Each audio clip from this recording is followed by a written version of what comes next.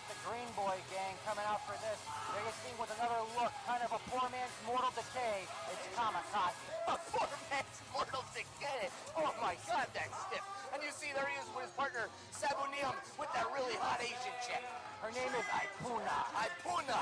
And they're taking on two of the fan favorites here at IPW, comic book guy Anderson, the Enforcer. And oh my God, look at that midsection. He's obviously been working with that new Abdominator. And he teams up with James Hendrix, the Purple Haze himself. The Purple Haze, James Hendrix, and Comic Bike Guy Anderson. They've become quite a tag team here lately. I'm not sure how much I care for the fact that they're starting to worry about pandering to the fans as opposed to just kicking some butt like when they first came in here, but I got to admit, it's working for them. The truth is, these kids are coming out here and they're doing it the hard way. They're paying their dues. They're working out every single night at the Florida WrestlePlex. They're doing everything they can to improve in this business. They don't care if they're put in the ring with two veterans like Sabinum, I hope I'm pronouncing that right, and Kamakaze, who personally I thought was a poor man's version of Nova or Hurricane Helms. No, Mortal Decay. And here you see Sabinum, I'm not sure how you pronounce it either, but one thing I found out about this guy, nobody knows. You take a look at the mask. He's actually Tiger Mask 11.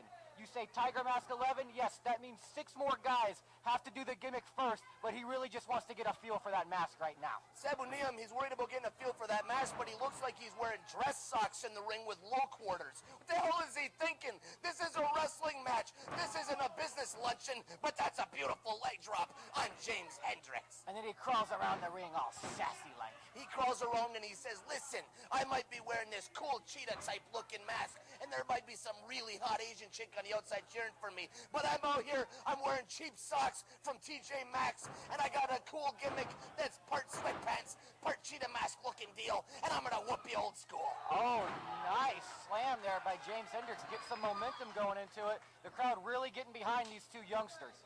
They are youngsters and the crowd is getting behind them. But you look at the Enforcer, comic book guy Anderson. This guy comes from a long bloodline of Gene, Ole, Arn, and I think a few other guys throughout the Mid-Atlantic that had the Anderson tag attached to them that weren't true Andersons. But this is comic book guy Anderson. The mat'll take you apart limb from limb. I tell you what, I haven't got to do my homework enough yet. I've been trying to find out exactly how he's related to the Anderson clan. Unlike King Kong Rumble, who I just found out is actually the third cousin, twice removed by marriage, of King Kong Bundy. If I understand correctly, and I hate to break what they call kayfabe in here in the business, comic book guy Anderson is understandably the illegitimate son of Lars Anderson and this young lady that hails from Honolulu, Hawaii. Ah, I heard that story. Now, James Hendrix is taking it to Sabinum. He's coming in and once again, he's showing the technical wizardry that he's learned at the IPW Florida WrestlePlex. You see him once again apply a perfect rear chin lock. Jim Bragg's down there. Sure, he's 87 years old. Sure, he's constipated, but he can get around with the best of them, and he's checking for a choke. Don't worry, Jim Bragg. He was trained at the WrestlePlex. He don't need to choke him, brother. Oh, nice low drop kick to the knee of James Hendrix by Tiger Mask 11, and there he goes up, and here comes Kamikaze, and the crowd goes wild. No, the crowd goes mild. Oh, that's what I meant to say. I get those two confused sometimes. Wow! But nice maneuver there coming off the top rope, absolutely crushing the knee of James Hendrix, and the desire and the determination that you just saw in the eye of James Hendrix quickly turns to pain and a little bit of fear. It did turn to pain, and it turned to a lot of fear. Beautiful leg lariat by Kamikaze. Let me get serious about this kid. The truth is, he comes out here and he doesn't have a clue whatsoever from one week to the next what his gimmick is supposed to be. But when it comes to wrestling, look at that. It looks like he's going for a big hip toss, and he turns out into a sit-out hip toss spinal driver, I believe. He turned a hip toss into a sit-out hip toss. He took it all over the map. He took it everywhere. He don't care where he's got to go with those hip tosses. He's got more variations than hip tosses. The tree of woeful things. What is he doing? Put him in the tree, and he drop kicks him right in the groin. Some beautiful offense by Kamikaze. He's showing us something that I haven't seen in quite a while. The kid's got some enthusiasm back. Maybe he had some people in the crowd, I don't know. But whatever it is, if he keeps it up, he's going to continue to rise up the ladder in IPW. No, if only he could get a new barber. Kill me, Aaron. I can't even comment on that. Poor kid. Where the hell did they do with the bull they used to cut this kid's hair anyway?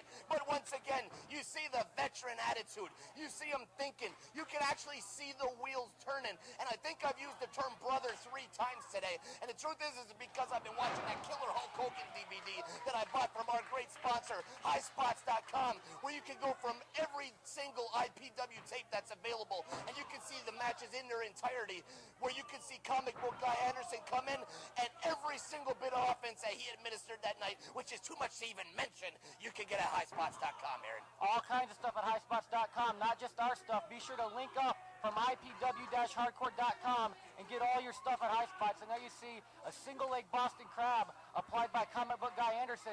This guy can wrestle. This guy has the power. He can do it all. Oh, my God. Just took his head off. Do you think maybe Kamikaze hears us talking? The guy's angry. He halfway kicks the face right off of Comic Book Guy Anderson, who totally no-sells it and continues to work on the leg of Sabinum. I think what happened was, whenever I was back here in the back directing traffic like I always do at IPW shows, he was running a little bit late, and I said, Kamikaze, get in the ring, bitch, and he had to get all mad and go out there and wrestle. Aaron, that's the problem with your attitude. If you had the attitude of kids like James Hendrix and Comic Book Guy Anderson, you see him going for the figure four. What the?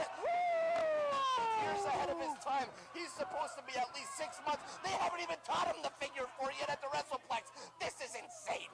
He didn't have to learn at the WrestlePlex. He learned it from one of my 3 favorite things, the Flair Steamboat Series of '89.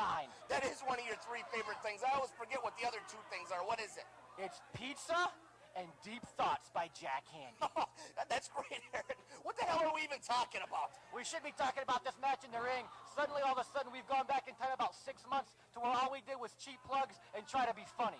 Once again, we got to get back to the business at hand. James Hendrix working on the leg in a serious manner. He's going to work on Sabinum. Look at that wicked kick right to the cranium of James Hendrix. And through the wizardry of editing, still remains in the offense and tames in Comic Book Guy Anderson. That is great. I've never seen a guy get kicked in the head and then suddenly make the hot tag and have Tiger Mask 11 writhing on the ground. Only here at IPW. And you see the gear of Comic Book Guy Anderson. Nice double team tag work, double elbows there by the team of Anderson and James Hendrix. Now the leg drop's going, and Jim Bragg is going, well, I think back in the old days I'd be making a 5 count and getting them out of there, but those rules no longer apply. They no longer apply here at IPW Hardcore Wrestling. Unless, of course, it helps lead to the planned finish. Exactly.